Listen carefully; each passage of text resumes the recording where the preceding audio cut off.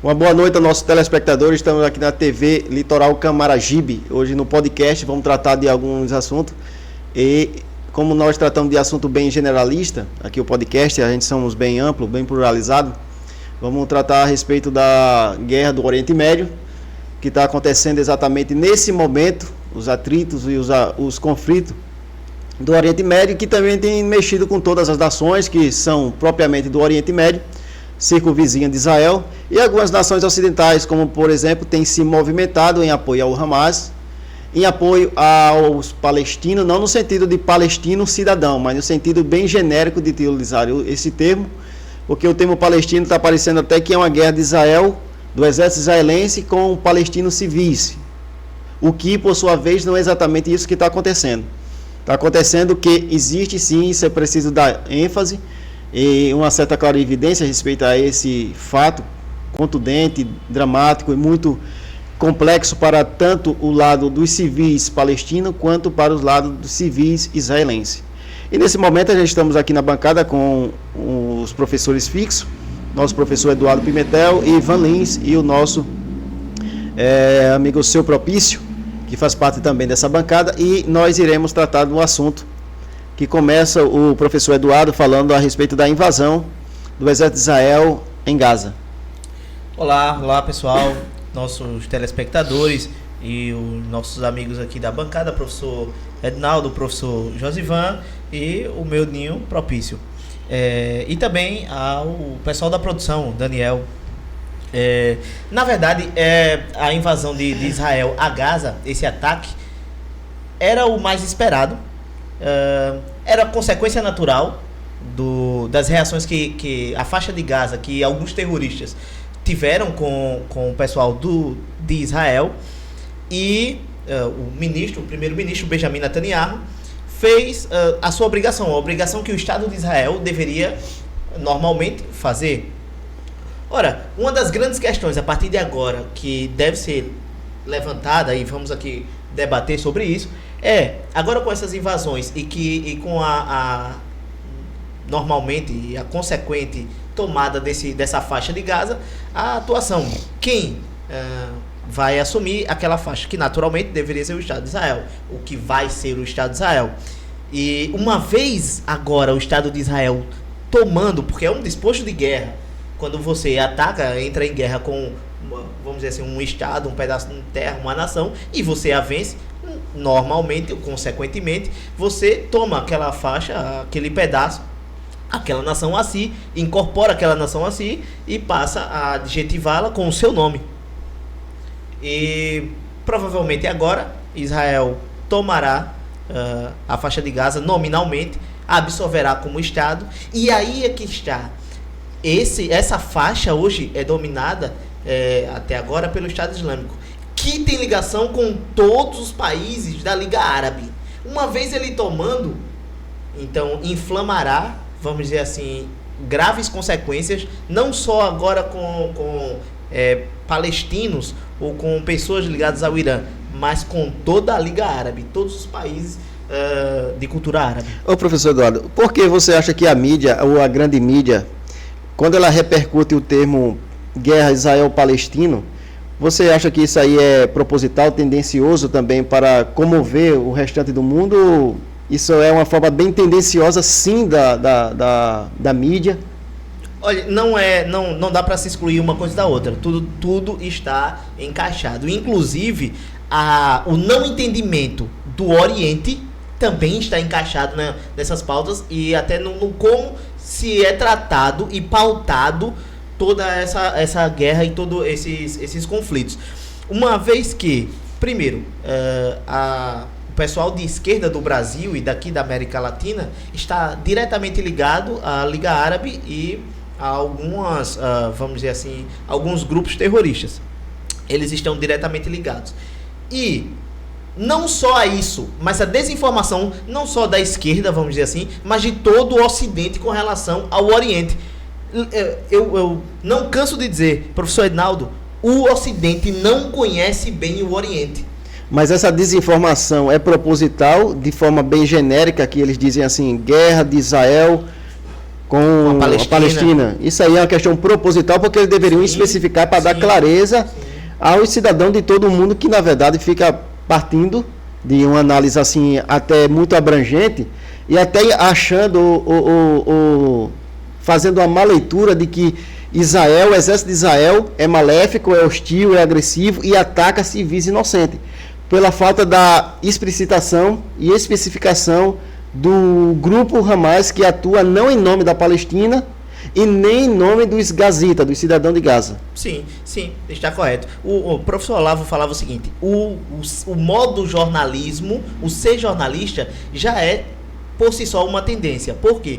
O fato de você selecionar pautas específicas da notícia e o modo como você vai falar, aquilo já é necessariamente selecionando o que você quer produzir para os ouvintes. E isso é exatamente o que a mídia faz. Ela seleciona e, através de um modo de linguagem, tenta persuadir, como você bem falou, professor, o senhor bem falou, tenta persuadir o pessoal, o telespectador, ou quem vai ler aquela matéria, ou quem vai ver a matéria, a acreditar em seus próprios conceitos, que nesse caso é que Israel é o grande vilão, sendo o Israel, uma das grandes vítimas, ou a maior vítima. Vou desencadear uma pergunta aqui para o professor Van Lins. Professor Van Lins, com a possível vitória de Israel à faixa de Gaza, e provavelmente ela vai ser anexada a Israel, Israel vai ter autonomia administrativa. Dentro de uma hipótese isso pode acontecer. No entanto, tem a Cisjordânia, que também é uma parte integrante que forma a Palestina. Nesse caso, você acha que a Cisjordânia vai abrir mão disso? Boa noite aos telespectadores, né, todos que estão a nos assistir, talvez amanhã, não sei qual momento, o horário, ou qual dia, mas eu quero de antemão pedir a vocês que continuem se inscrevendo, se inscreva, compartilhe o vídeo, porque é de suma importância para a sua vida e a nossas vidas, a vida do planeta.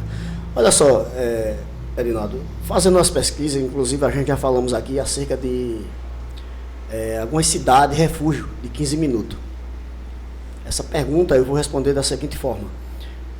Foi uma questão abordada aí pelo Eduardo, para quem ficaria, aliás, para quem ficaria aquela faixa ali. Está acontecendo no mundo, depois de uma reunião no Fórum Econômico Mundial, de umas construções de algumas cidades refúgio. E, de acordo alguns relatos, já estão em andamento 40 cidades que já estão quase prontas, onde você não vai precisar sair mais para lugar nenhum, não vai precisar usar carro, tudo com aquela questão do meio ambiente, aquela questão. Então, talvez, quem sabe não aconteça, e alguém possa até dizer, uma profecia, não é profecia, pode acontecer, porque na verdade a gente não sabe o objetivo principal. Alguém pode estar ali naquela, que eu não considero nenhuma guerra, depois vou explicar por que eu não considero uma guerra. Alguém pode estar ali naquela guerra, né, que está se falando aí na mídia que é uma guerra. Muitos estão morrendo, outros estão lutando, achando que estão realmente lutando por um objetivo seu, quando na verdade existe outro tipo de objetivo pelo andar de cima. Então eu acredito que aquela faixa ali vai ser construída uma cidade de refúgio, porque todos esses continentes têm que ter essa cidade de refúgio, porque é um projeto governamental que não é do governo de Israel, é um governo dos que estão lá em cima, que é um outro assunto. Então, o que vai acontecer é isso. Agora, por que eu não considero que é uma guerra aquilo ali?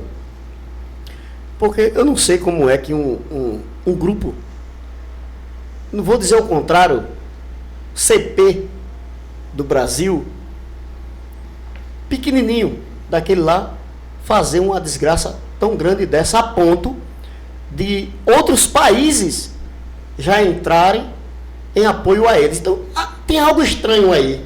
Porque o que aquele povo estão fazendo é algo bárbaro.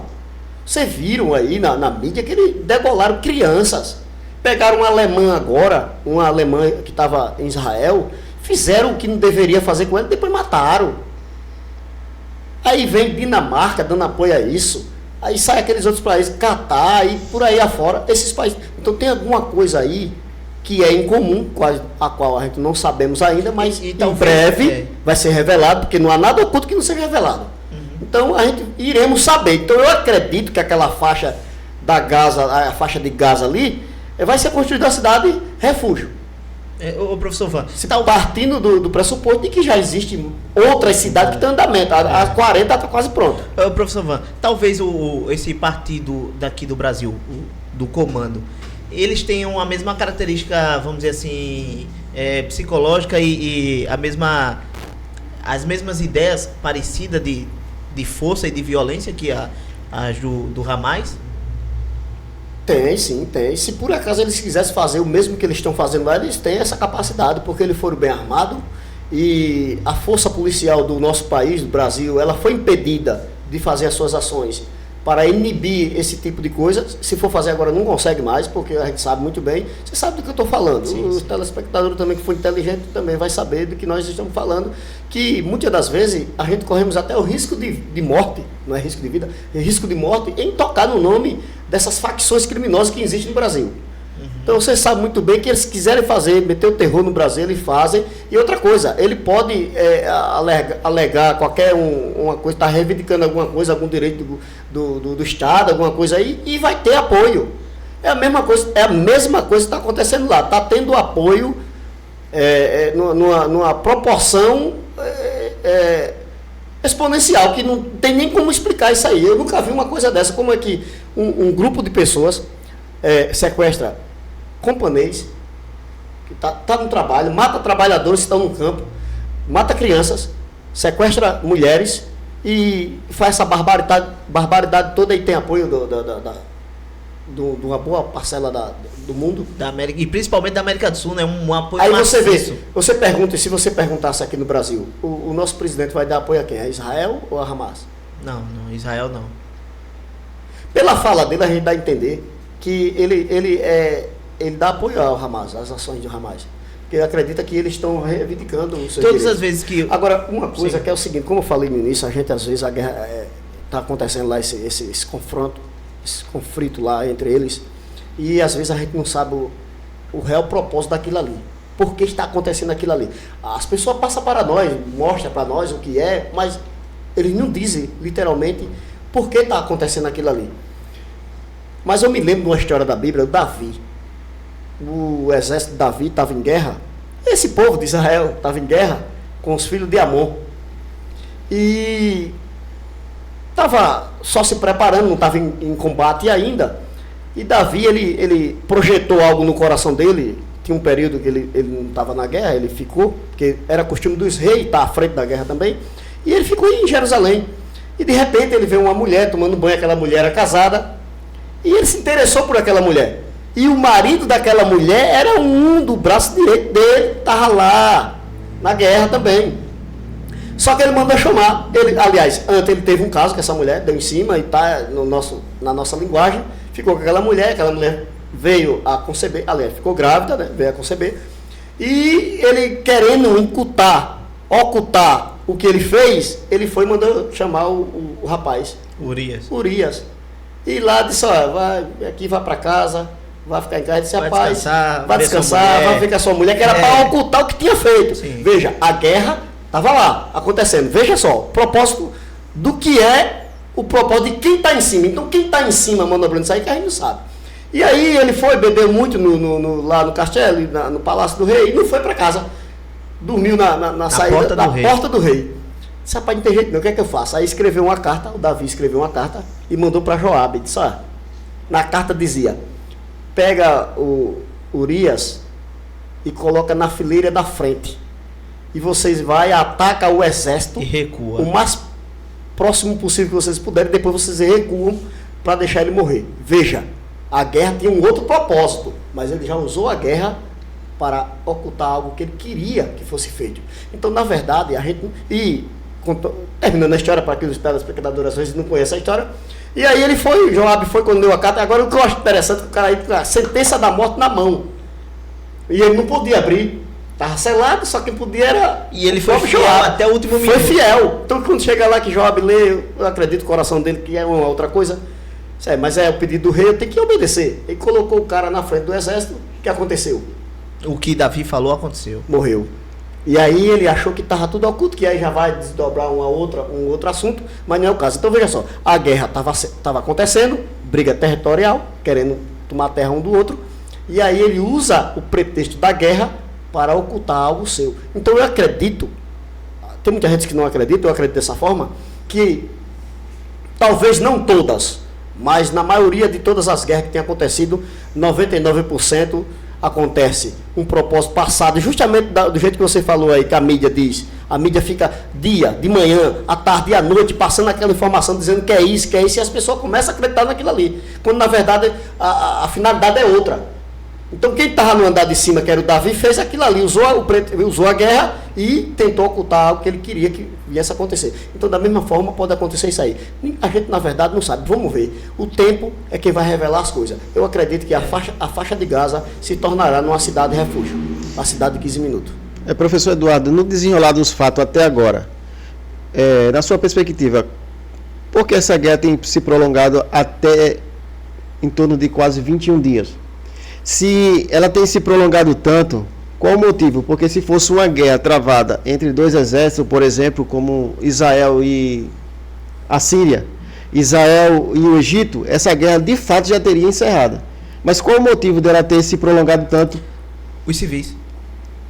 A guerra está no meio dos civis. Guerra está entre os civis. Deixa eu fazer outra pergunta em cima dessa daí. A guerra da Ucrânia com a Rússia, por que está demorando tanto? Mas o embate deles são entre exércitos. Literalmente são entre exércitos. Exércitos matando exércitos. Ele não pega civil, não sequestra ninguém. Mas mesmo assim está durando um bom tempo, tá? Sim. Por que isso? Será que não soa nada estranho uma guerra ficar num tempo... Iniciou-se primeiro que essa agora, e já está esse tempo se arrastando aí até agora. Não soa nada de diferente, porque não é normal acontecer isso aí. As guerras não têm essa questão de entre dois povos brigar esse tempo todo. Eles podem até ficar em guerra, porém... A última guerra mais longa de Israel durou 51 dias. Essa já vai para 21. 21 dias de guerra. Porque, na verdade... Mas era uma guerra de país contra país. Contra país. Esse é o problema de ter prolongado tanto. Essa aí é uma guerra de um país contra um grupo de pessoas guerrilha, que está lutando justamente dentro do próprio país. Guerrilha. Grupos que se infiltram entre os cidadãos e o exército de Israel, que tem a maior precaução com relação à vida dos seus não rivais, porque os rivais são somente o grupo, ou esse grupelho, esse movimento, porque os palestinos não têm nenhum tipo de atrito, nem problema interno com Israel, nem externo com Israel, mas todo o problema se concentra entre o grupo. Então o grupo sabe da desvantagem que tem. Então os civis são, na verdade, seu escudo, sua autoproteção. Já uma guerra, se fosse travada como, por exemplo, a Guerra dos 6 Dias, são guerras que são curtas. Sim. Até porque ninguém consegue ter uma guerra tão extensa que seja guerra de fato, uma guerra com toda a agressividade, com toda a militância, com todo o exército, com todos os aportes militaristas, bélicos, por tanto tempo. Sim. Inclusive, Israel conseguiu ganhar dos exércitos egípcios na Guerra dos 6 Dias, desmantelando as aeronaves dos exércitos. Então, assim, em um dia, Israel conseguiu desmantelar muitas aeronaves, inclusive bombardeou locais onde tinham várias, desmantelou mecanicamente outras. Então, assim, Israel conseguiu, onde tinha uma concentração do exército e do aparato do exército dos egípcios, Israel conseguiu chegar nisso, bombardear, até fazer com que desmantelasse o exército egípcio, ganhando do Egito. Ganhou do Egito assim. E hoje a guerra tem uma tendência de terminar muito mais rápido devido à tecnologia. Né? Também. Até também sobre o aporte de cada país em relação ao seu poder bélico. Porque, por exemplo, o egípcio não quer travar uma guerra com Israel nunca mais. E algumas nações, na verdade, as maiores nações que compõem os países árabes, o eixo árabe, nenhum deles quer travar uma guerra diretamente com Israel, porque sabe da desvantagem que eles têm. E outra que já está se cogitando acerca da bomba atômica, que o Israel tem. Sim. Já tem essa cogitação e os países já estão de orelha. Inclusive, foi bom você falar, Van, porque o criador da bomba atômica, ele tinha descendência judaica, ele era judeu. E o Enes, o final do Enes aqui no Brasil... O Hitler não gostava da ciência quântica, que ele não sabia exatamente o que era a ciência quântica, mas existia um grupinho da ciência quântica, que ele dizia que era física quântica, que ele dizia que era ciência judaica. Ele dizia, isso aí é ciência judaica, a gente não gosta disso não. Porque, então, e aqui no Brasil, o Enéas, ele defendia a fabricação da bomba atômica no Brasil. Porque ele falava sempre, não para que viesse a jogar em algum país e matar alguém, mas para nos proteger, porque alguém ia dizer, ele tem a bomba atômica, tá? Então, como proteção, mas não para atacar. Assim, de fato, o Israel também fez, eu acredito que ele não tem esse objetivo de querer usar para matar, claro, sabe que vai destruir completamente. Porém, se ele vê que vai ser varrido, se alguém realmente se reunir para querer varrer, ele vai, com certeza, vai usar. Dentro de uma possibilidade, Israel pode se utilizar disso, mas assim, é muito improvável que isso aconteça, porque claro, todos os países que portam esse tipo de armamento, ele na verdade tem o medo de uma oposição, né? Porque isso vai ser uma autodestruição mundial. Com certeza. Então, o globalismo destruído não há vencedor. Agora, a gente às vezes fica conversando aqui e às vezes as pessoas, inclusive alguns telespectadores nossos, eles perguntaram, por que não está gravando mais vídeo, rapaz? Eu vou lá olhar e não tem. E a gente devemos até pedir desculpas a eles, era logo no início, mas eu me lembrei agora.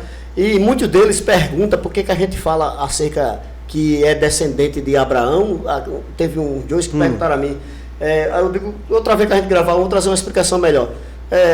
Como é que a gente entende que os árabes são descendentes de Ismael e os judeus são descendentes de Isaac? É porque essa tradição até hoje existe. Os judeus são circuncidados no 8 dias após o nascimento. Essa cultura ainda continua até hoje.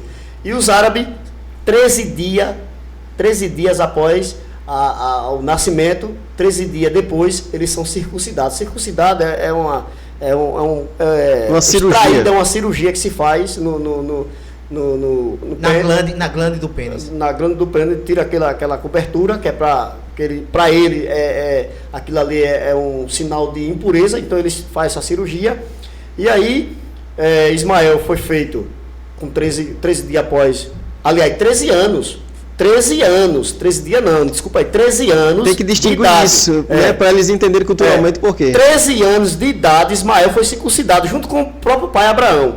E o Isaac foi circuncidado aos 8 dias de nascimento. Por esse motivo é que a gente sabe quem são os árabes e quem é Israel, por causa dessa tradição que ele usa até hoje, que era uma lei na época. E os árabes, eles conseguiram se instalar tanto e ser tão grandioso nesses países porque eles adotam um sistema que é assim, que é o seguinte, que inclusive tem no Alcorão. Eles têm a capacidade de ter 4 mulheres, principalmente se você for bem abastado.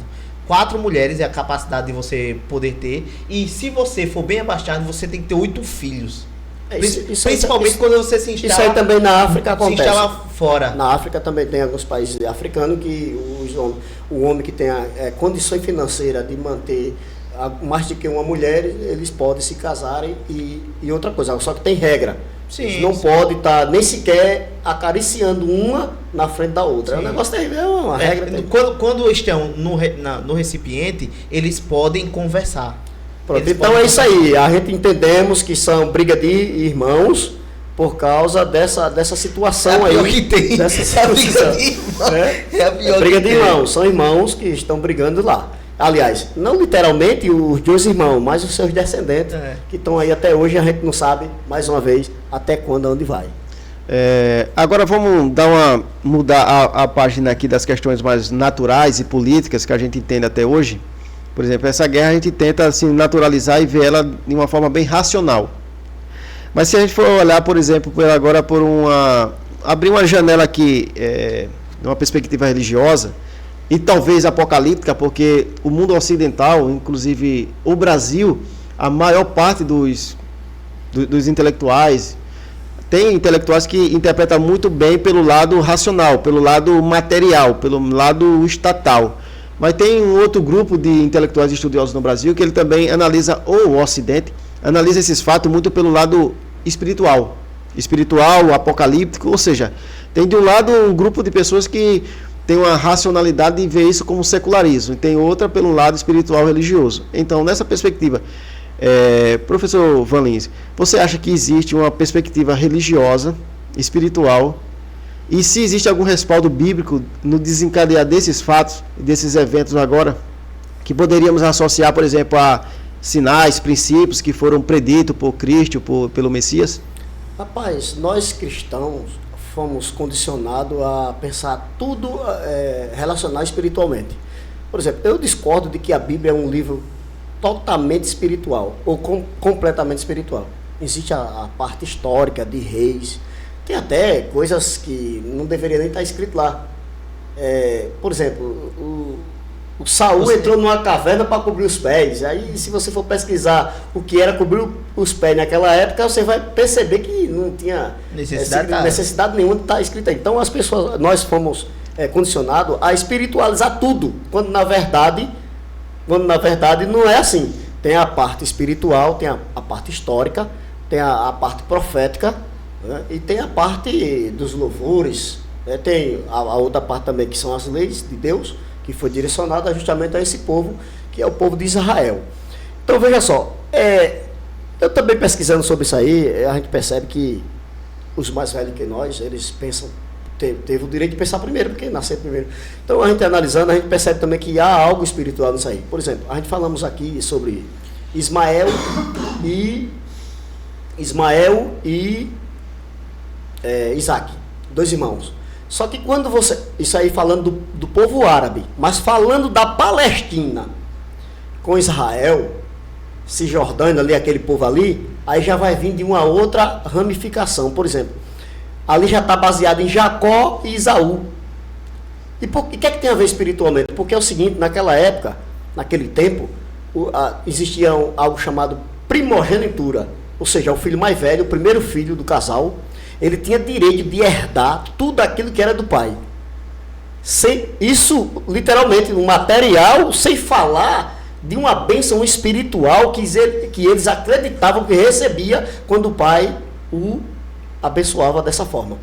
E o Esaú, ele era caçador. A vida dele era caçar. Por isso que esse povo Hamas, ele tem um instinto de caçador. Sabe, pai? Tem relação uma coisa com a outra. E aí Jacó era o cara mais de casa, vivia em casa junto com a mãe, aquela cogitação toda. E aí o Isaac, já velho, perdendo já a visão, desejou comer um guisado, um cozinhado, de caça do mato. E pediu para Esaú matar um bicho para fazer um guisado para ele comer. E aí a mãe dele ouviu, a mãe de Jacó ouviu, aí foi lá, pegou um cabrito, matou e fez aquele guisado. E o pai, como já estava rindo da vista, a voz, ele pôde perceber que era a voz de Jacó. E Jacó se sujou lá com o cheiro do animal. Eles eram gêmeos, né? Gêmeo. Aí sujou com o cheiro do animal e apresentou-se ao seu pai. E o pai disse: não, a voz é de Jacó, agora o cheiro é de Esaú. Mas aí, então, antes disso aí, quando o Esaú veio uma vez de uma caça, aí disse: Jacó, me dá um pouquinho desse guisado aí. Ele disse: não, eu só dou o guisado se você me der o direito da primogenitura. Que é aí onde se baseia a parte espiritual, que muitas pessoas acreditam. Que essa guerra hoje, esses conflitos hoje, tem tudo a ver também com a parte espiritual, porque ele está reivindicando aquilo que era direito dele. Inclusive na barriga... Já tinha essa guerra. Já tinha essa briga. Por isso que o nome Esaú significa agarrador, que ele nasceu agarrado no calcanhar. Jacó. Que ele nasceu agarrado no calcanhar do irmão. Então, desde o ventre. Ele já o que é meu é meu. Desde o ventre. E foi dito que tinha duas nações ali dentro da barriga dela. Então ele disse: eu quero lá saber de direito de primogenitura, me dá aí que eu tô com fome. Comeu. E aí deu a Jacó o direito da primogenitura. Aí foi quando, nesse momento, que Jacó chega e pede para que o pai o abençoe, porque ele estava sabendo que o pai já estava chegando no final. E aí o pai vai fazer aquele procedimento todo, abençoa Jacó, e nesse motivo, Jacó, depois que consegue sair, aí já começa o conflito. Ditamente falado, aí Jacó tem que fugir para casa do tio dele, Labão. E lá trabalha 14 anos. E quando sai de lá, sai praticamente bem equilibrado, com duas mulheres, miúdo, né? Duas mulheres, tá? Aquelas coisas todas. E ele vai para uma outra terra e depois ele tenta se encontrar com Esaú. O que é que ele faz? Ele manda presentes, manda as mulheres, crianças, manda as crianças na frente, manda mulheres, entendeu? No final ele chega se ajoelhando. Aí ele chega com os presentes e diz: ó, Deus me abençoou, não quero teu presente, porém, os filhos desses os filhos desse disseram, não, você tomou o que era do meu pai.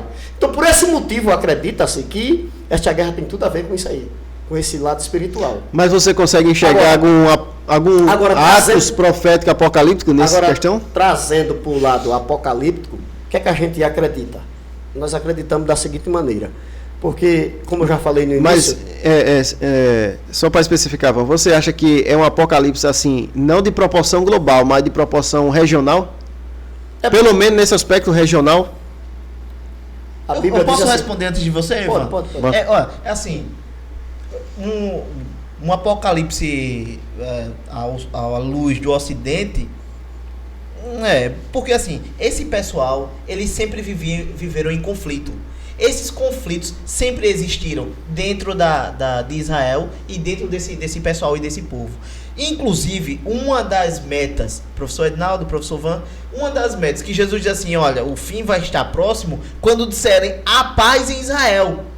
Então, assim, um dos pontos mais específicos para, vamos dizer assim, o apocalipse ocidental, ao olhar ocidental, esse daí que a gente mais conhece, na verdade, ele só vai estar mais próximo e pré-anunciado, com todas as letras garrafais, quando houver paz em Israel. Enquanto houver conflito, está acontecendo as coisas naturalmente.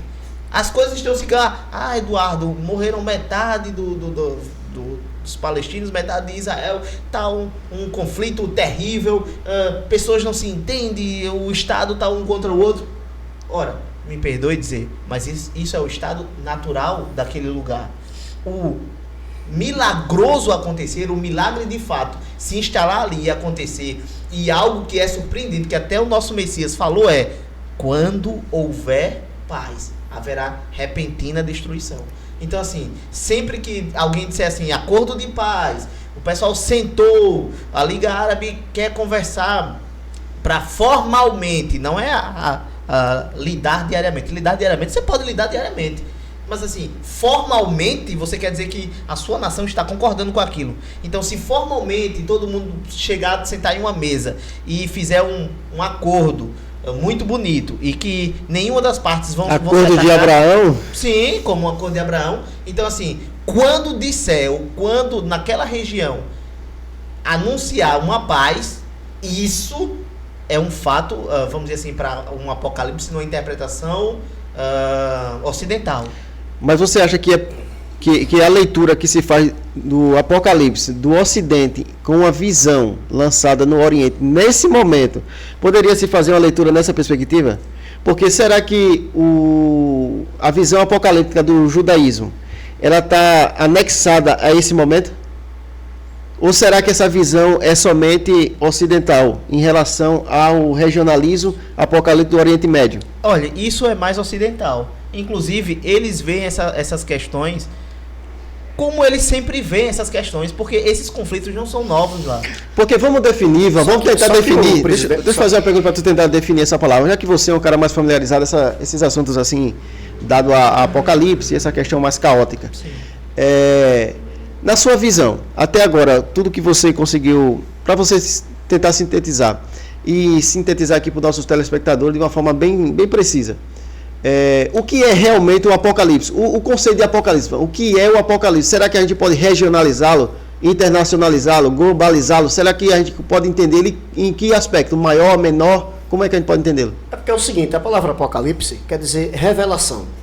Foi algo que Cristo revelou a João, algo que João tinha visto na mão de quem estava sentado no trono, viu um livro selado por dentro e por fora, com 7 selos, e aí ele não sabia o que era, ninguém era digno de abrir aqueles livros lá, que estava lá, e ele chorou, ficou chorando, e de repente aparece lá, diz, não chore João, porque o cordeiro que foi morto e reviveu, ele veio para abrir os 7 selos e revelar o seu segredo, e aí dá-se o nome de Apocalipse, quando traduziram, aí revelação, Apocalipse. Só que é o seguinte... Só que dentro dessa revelação agora, vai desembocar o quê?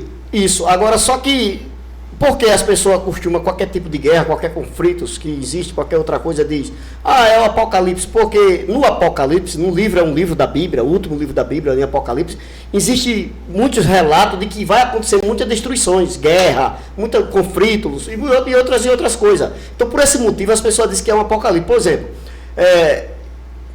o profeta Daniel, a gente pode entender ali como um apocalipse, quando ele diz que o bode, a briga entre o bode e o carneiro, que o bode tem 2 chifres, quebra um, aí sai de lá, que é o Antíoco Epifânio. Sim. E o Antíoco Epifânio subjugou o judeu de uma forma dramática mesmo. Ele pegou até a ponto de sacrificar porco no altar e sangue humano, pessoas humanas. Professor Van, uma questão. Então, deixa eu terminar esse raciocínio. Então, ali naquela época, para aquele povo, era um apocalipse.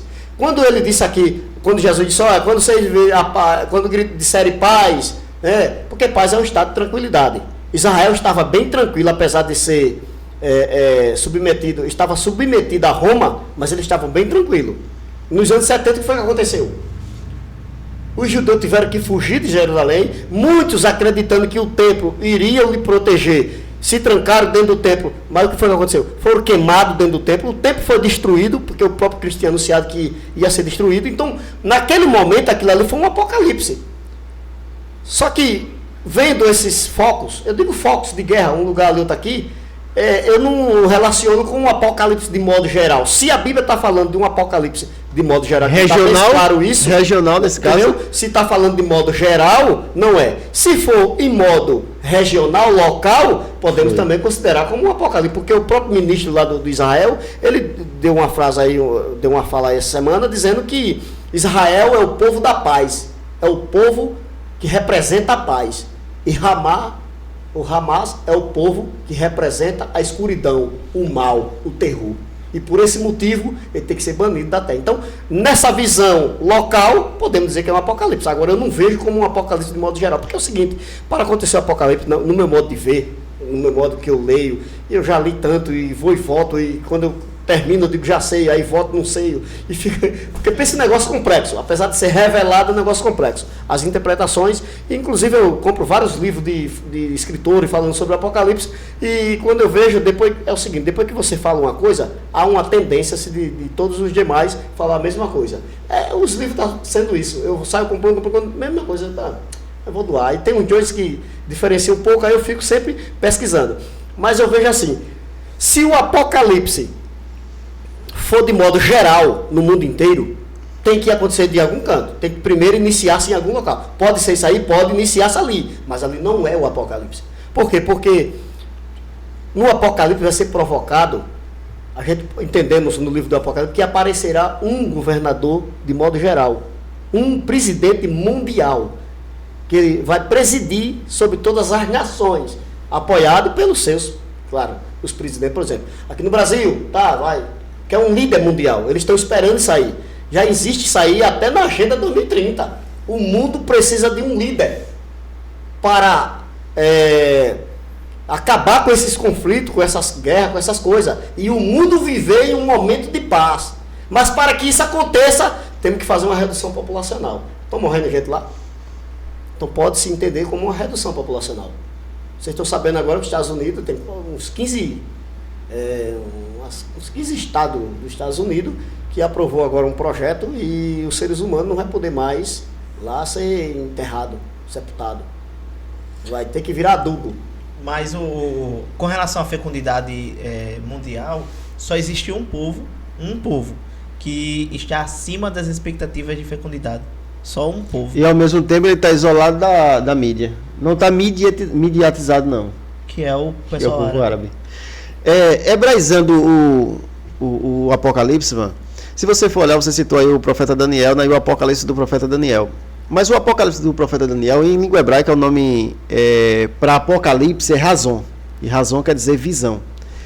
Se você for olhar os fatos que ele vai expondo ali, as alusões que ele vai dando, animais e alusando a animais e as características específicas de reis, de imperadores e dominadores do mundo, você for observar, existe uma diferença do Apocalipse do Novo Testamento, da Brit Hadashah lá. Por quê? Porque o do Apocalipse hebraico, ele é um Apocalipse que ele revela as coisas. E revela mostrando exatamente as alusões. Por exemplo, ele pega uma alusão de determinado animal e tipifica com um determinado reino. Por isso que era simples entender o Apocalipse de Daniel. porque ele fez uma alusão e mostrou exatamente os reinos. Mas ao mesmo o tempo... Apocalipse do Novo Testamento, da Brit Hadashah, que é chamado em hebraica, esse Apocalipse é um Apocalipse totalmente incapaz de alguém fazer uma leitura e associar com clareza quais são os reinos que compõem cada objeto ou cada característica animalesca que se expõe ali. É porque é o seguinte, de fato, tem essa característica lá no livro de Daniel, isso, essa revelação, entendeu? Que é por isso que dá-se a entender. Porém, tem parte que não dá a entender. Por exemplo, o próprio Daniel estava orando e dizendo, Senhor, o profeta Jeremias profetizou que o teu povo ia ficar cativo somente 70 anos. E já passaram os 70 anos de cativeiro e o Senhor não libertou o povo ainda. E aí ele começa a orar e essa oração dura 21 dias. E aí depois de 21 dias o anjo aparece lá ele e diz, Daniel, desde o primeiro dia que tu começou a orar, que foi dada a ordem para eu vir trazer a mensagem para você, só que eu fui impedido pelo rei da Pérsia.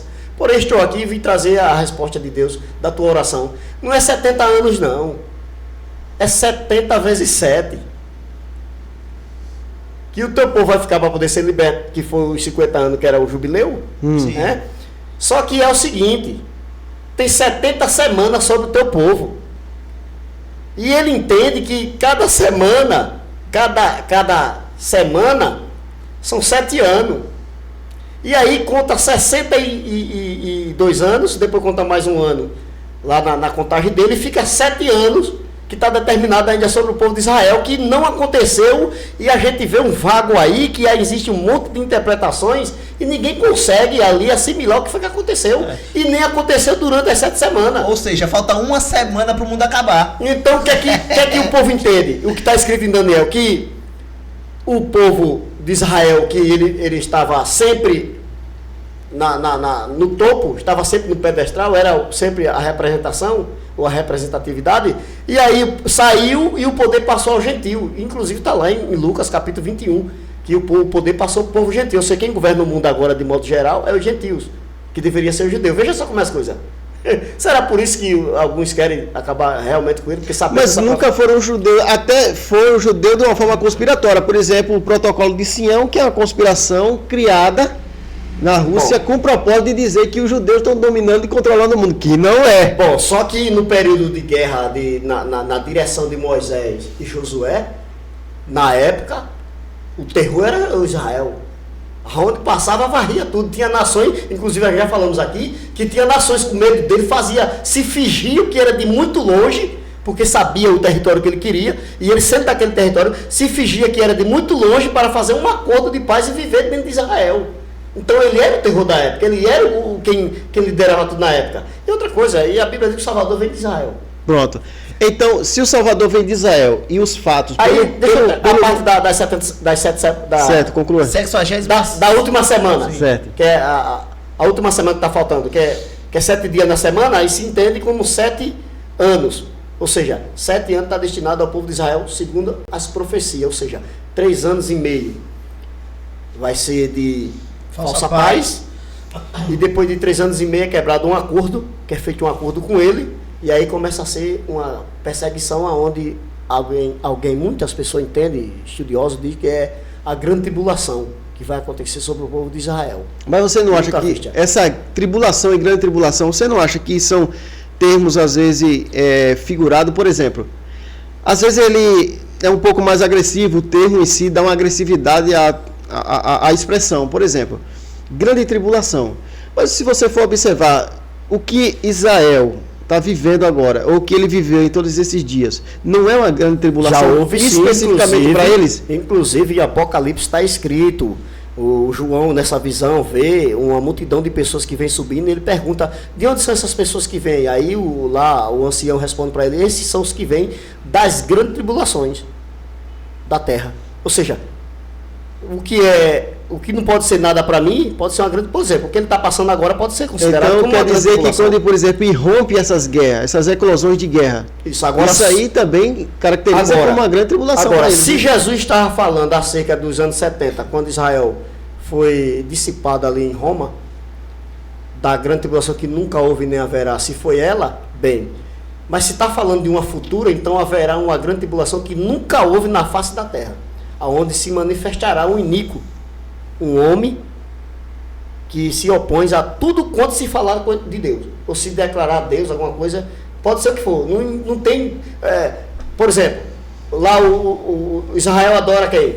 Agora eu vou fazer uma pergunta O Israel adora em relação a isso aí. A Deus. A Deus. A Deus quem? A Deus. O monoteísmo. A Yahvé. Yahvé. Os cristãos. A Deus. Os árabes. Esse é o problema. Esse é o problema. Peraí. Mas assim... Ah lá, né? Não é Deus dele? Vai lá. Esse vai se levantar até contra ele mesmo. Tudo que se chama Deus, ou seja, o Deus dos árabes é o Alá, pois você agora vai poder adorar ele mais não. O Deus, cada povo que tem o seu tipo de Deus de adoração, ele vai se opor. A Bíblia está dizendo que ele não vai se opor ao Deus dos cristãos, ao Deus dos judeus. Não, a tudo quanto se chama Deus. Qualquer povo tem o seu Deus, ele vai se opor. Porque o Deus do centro vai ser ele. Ele vai querer ser o Deus. Agora a gente... As pessoas vão interpretar achando que é o nosso Deus, Deus de Israel, essas coisas. Ô Josivan, mas a gente agora dando uma pausa para dar uma olhada nisso aí de uma forma mais detalhada, por exemplo, essa questão de se opor a Deus e contra tudo que se diz Deus. Aí vem Alá, e vem Yeshua e vem Yahvé. Então, esse monoteísmo mundial, esse líder vai se opor, mas esse líder vai se opor com que poder sobre isso? Porque, por exemplo, se ele se opor a Israel e a todo o Oriente Médio, porque todo o Oriente Médio é coberto da religiosidade islâmica, e com a exceção judaica, então como é que esse cara vai conseguir? É por isso que esse nome rico difícil de entender de onde ele vem, com que poder ele vai portar para isso e como ele vai se opor a todas as nações que tem como Deus, principalmente oriental, em relação a se opor a ele ou persuadi-los. Regra de 3. Cria-se um problema, divulga esse problema e eu já tenho a solução. Veja só, eu falei aqui das 3, da última semana, os 7 anos. 3 anos de falsa paz. Para que o povo clame por paz, precisa estar em quê? Guerra. Ou não? Então, se o mundo, por exemplo, se agora desencadear uma terceira guerra mundial agora, por exemplo, Rússia, porque até lá já existe alguns relatos em Israel que o dedinho da Rússia está lá, também, nesse conflito. Então, se desencadear agora uma guerra, o que é que o povo vai clamar? Paz. Então ele vai apresentar uma pessoa, um ser humano comum, uma pessoa com a capacidade de promover a paz. Intermediar. E aí todos já vão aceitar. Só que... Porque isso é bom, né? Claro, então vai aceitar. Só que depois dos 3 anos e meio de paz, aí é quando ele está com todo o poder, entendeu? Não é que ele vai chegar do acaso. Não. Então aí nesses 3 anos, depois desses 3 anos de paz, 3 anos de governo dele, de paz, que é o que diz lá em Tessalonicenses, em Apocalipse, Tessalonicenses, Daniel, que é a interpretação. Aí depois de 3 anos de paz, 3 anos e meio de paz, aí agora ele se manifesta. É agora que ele vai exigir adoração. Porque agora ele conquistou durante 3 anos todos os povos. E as pessoas viram que a Bíblia chama em capítulo 12 e 13, aliás, capítulo 13 de Apocalipse, que é a besta que sai do mar, do meio do povo. O mar, na Bíblia ali, quer dizer povos. Nações. E terra, quer dizer, terra está relacionada à religião, que é um líder religioso que vai dar ajuda a esse líder político. Então os dois vão fazer... Mas esse cara vai ter alguma afinidade religiosa, alguma vertente, alguma coisa mais ou menos assim? Não sei. O político? Ou ele é um relativista que conversa com todas as religiões? Esse é o político. Por exemplo, no Brasil, quem é o favorito? Diante da mídia das redes sociais, porque a mídia você sabe que tem uma controvérsia. Mas diante das redes sociais, quem é? Aonde chega aclamado? Quem é? No Brasil, nosso Brasil aqui. O Bolsonaro? Não, Bolsonaro. Quando ele chega nos cantos do aeroporto, o povo adere a ele ali, aquele alvoroço todo, porque ele é querido pelo povo brasileiro. Então, um homem desse... Mas ele não é supostamente querido porque ele tem medidas que são regradas à sociedade? Justamente. Então, e aceitável. Justamente, voltando novamente, se está uma guerra, uma terceira guerra mundial, acontecendo no mundo agora, um caos total, o que é que a pessoa vai clamar? Meu amigo, quem está com dor, qualquer remédio, esse remédio, ele vai passar a tua dor, porém ele vai acarretar outros problemas. Tu vai dizer, não, eu quero me livrar agora da dor. O resto depois eu tento resolver. Então, se está uma guerra, um caos total, esse cara apareça quem aparecer, quem for indicado pelas elites, pelos que estão em cima, pelo Fórum Econômico, seja lá por quem for, pela ONU, quem indicar vai ser o cara cotado para aquilo ali. 3 anos de paz, todo mundo vai ver justamente aquela paz e dizer, e confirmar, dizer, não, agora estamos em paz. Quando disserem paz na terra, repetindo, destruição. É quando ele vai se opor a tudo quanto se chama Deus. Todos os povos, seja lá o Deus que você fez, inventou na sua cabeça, ele vai se opor. Porque ele quer ser o centro. É o que está escrito lá. É o que está escrito. Eu te pergunto, Van, qual é o painel que tu vê assim após esses 3 anos e meio de paz? Aí a gente, continuando na Bíblia, quando o povo judeu vai ter que fugir, se esconder num lugar que já está preparado para ele, está lá em Zacarias. E outra coisa, aí é quando a maioria do povo da terra, que aí já tem acontecido o arrebatamento, já vai entrar em outro âmbito, aí o povo vai começar a clamar, as nações vão clamar por Deus. E Deus vai se manifestar. E quando vem... Ou o arrebatamento, como alguns pensam, o arrebatamento vai acontecer nesse exato momento. Justamente. Onde Israel está preposto a ser varrido, a um exército e todo mundo encurrala Israel. Então, nesse momento, aí é que... Então quer dizer que nesse contexto aí é o que entra aquele estado de dores de parto. Isso. Exatamente. Aí entra o toque do shofar, uma convocação do próprio Messias para o pessoal da terra, e ele sai convocando, como uma linha teológica diz, ele sai convocando todos os seus ao redor da terra, sai convocando, aí transformando e já enviando para Israel, onde ele vai aparecer com esses camaradas, com essas pessoas arrebatadas, nesse confronto, onde ele vai pisar o seu pé lá no Monte Sião, e para definir o fim da guerra, e aí implantar o milênio. Há teorias que dizem o seguinte: já tem passado os 3 anos e meio da falsa paz, os 3 anos da grande tribulação, e ele vem arrebatando, juntando para implantar o milênio. Esses aí são vários tipos de pensamento que existem, várias linhas teológicas. Mas existe alguma linha teológica que você adere, que você vê mais coerência, ou você analisa toda, julga toda? Eu não tenho ainda uma definida de mim mesmo, porque quando eu analiso as coisas, porque é o seguinte, alguém colocou um marco, e eu respeito o marco que colocaram. Agora eu tenho um pensamento, e encontro até a base bíblica para defender, porque o que você procurar para defender, fazer sua defesa, você encontra. Então eu tenho um pensamento e eu faço a minha defesa através dos escritos naquele pensamento meu. Então eu não vejo, voltando ao assunto, eu não vejo essa guerra essa guerra, como eu falei, que não considero nenhuma guerra, esse conflito aí de Israel com Hamas, justamente só interesses políticos. Eu vejo assim, dessa forma. Interesse dos que estão em cima, na parte de cima, querendo com outro propósito para os que estão embaixo. E sobretudo regional. Eu não vejo como um apocalipse, e eu não vejo justamente como ato que está acontecendo porque Jesus disse que vai acontecer guerra. Claro, isso aí tem acontecido agora com mais intensidade. Até porque desde o mundo que é mundo, que esses eventos que Jesus falou vem acontecendo. Sempre acontece guerra, sempre acontece. Entendeu? Terremoto, por exemplo, agora aconteceu 4 terremotos agora há pouco, no México, Catar e outros aí, 4 terremotos já aconteceu essa semana. Então, tá certo, aumentou-se o número, sim. Eu até desconfio que isso seja natural. Eu até desconfio que os terremotos sejam algo natural. Eu desconfio disso aí também, devido às coisas que estão acontecendo e a tecnologia que eles têm apresentado ao mundo. Entendeu? Então, eu desconfio disso aí. Então, eu vejo esse conflito aí de Hamas, justamente, de fato, eles têm interesse, né? Estão brigando, ele tem um objetivo, e uma causa, a guerra dele, mas alguém está se utilizando daquilo ali, e vai se utilizar daquilo ali, está se utilizando com outro objetivo. E isso a gente vai ver acontecer. Senhor Propício, o senhor, com a experiência do senhor como cristão em todo esse tempo, e vendo esses eventos atuais, como é que o senhor poderia explicar e como é que o senhor se sente assim como cristão nesse momento? Boa noite a todos. Estou aqui no meio dos professores, professor Eduardo, professor Josivan e o professor Ednaldo. Eu aqui só observando, aqui só estou apoiando a mesa, escutando. É da minha preocupação como cristão, não é?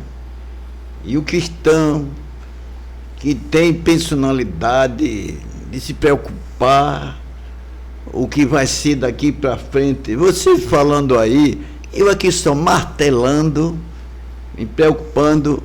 Eu acredito que todos os telespectadores que amam o nosso Jesus Cristo, uma palestra dessa, já começamos pela a guerra da Israel com o Hamas. Hoje nós estamos fechando aqui na parte cristã, falando de Apocalipse, não é? E então, sob essa explicação, não tem nem tanta coisa a explicar, porque o professor aqui, o professor Clodevan, já explicou tudo, está entendendo? E eu aqui, eu só quero dar os meus agradecimentos aos telespectadores, está entendendo? E hoje eu falo pela boca de todos os viventes, de todos os telespectadores, de todas as pessoas cristãs. Os cristãos, os que não são cristãos, eles não vão se preocupar com isso. São pessoas que eles vão se preocupar com o mundo. Até que quando a gente pega alguma palavra cristã, aquelas pessoas não quer sequer dar ouvido quando se fala dessas coisas. Tá? Um programa desse, tem muitas pessoas que ficam preocupadas, meditando, pensando, mas meu Deus, será que é isso mesmo que aqueles professores estão falando ali mesmo? As pessoas que leem a Bíblia, eles entendem um pouco, mas aqueles que não ligam nem importância para isso, isso tanto faz, isso é nada, não leva em conta. Mas para nós que começa a meditar nisso aí, a gente fica preocupadíssimo. É porque, seu professor, as pessoas foram ensinadas a ser religioso, entendeu? Quando, exatamente, na verdade, a Bíblia não é um livro religioso. Ele é um livro, como já falamos aqui, histórico, profético, que conta a história do mundo, que aconteceu algumas coisas em alguns lugares, não no mundo, algumas outras partes no mundo inteiro de forma real, entendido-se da época. E profecias que nós acreditamos que irá acontecer no futuro. A gente acreditamos, porque hoje, algumas coisas que tem escrito lá, dizendo que ia acontecer na época, a gente já vimos acontecer. A gente vimos acontecer e presenciamos acontecendo essas coisas. Então a gente acreditamos que irá acontecer. Então as pessoas, porque foram ensinadas essa questão religiosa, aí fica essa desavença entre eles. Mas na verdade ela não é um livro religioso. É um livro que tem trazido à tona várias coisas que estão acontecendo no mundo e que irá acontecer. E seria muito bom que os nossos telespectadores prestassem atenção nisso. Não estamos chamando você aqui para fazer parte de um culto, de uma religião, de uma igreja, não. Para você abrir os olhos com relação a essas coisas que estão acontecendo no mundo. Coisas piores irão acontecer. Olha, muita gente está morrendo lá na Palestina, Israel, muita gente está morrendo lá na Ucrânia, na Rússia também, pessoas estão sendo mortas, entendeu? Então essas coisas sempre uma pessoa falou e dá-se a entender dessa forma. Israel é como se fosse um relógio. O relógio todo dia tem meio-dia. Todo dele roda, passa 12. Outro dele roda de novo. Então, isso já aconteceu desde que existe Israel. Já vem acontecendo esses focos de coisas que estão acontecendo hoje. Entendeu? Então, isso irá acontecer.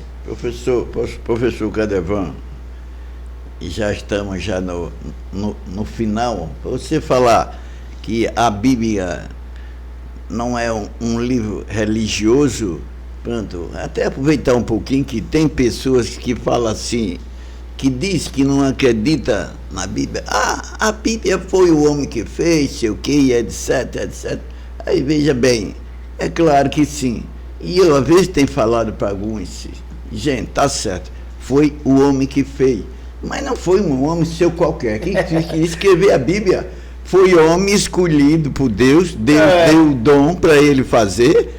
Aí, às vezes, eu tenho falado assim para alguém, ó, não foi um seu qualquer, não foi um propício, não foi um Zé, não foi um Pedro que escreveu, mas esses homens que escreveu a Bíblia foi escrevida por Deus. E então, eu quero esclarecer para essas pessoas que falam isso, a Bíblia foi feita pelo homem, mas tem que entender que No mundo só Deus e o homem, Deus no céu e o homem na terra. E como prova que ela é tão verdadeira, o povo tem tentado varrer Israel desde muitos anos e não consegue, nem não vai conseguir, que está escrito nela, não conseguirá destruir Israel. Tá certo, que foi o homem que escreveu, mas Deus deu o dom aos homens que escreveu a Bíblia.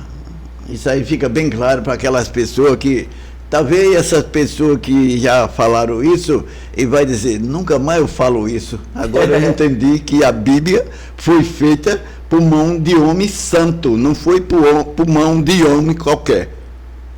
Agradecemos ao nosso telespectador e não se esqueça de compartilhar esse vídeo. Se inscreva, comente e agradecemos a sua participação.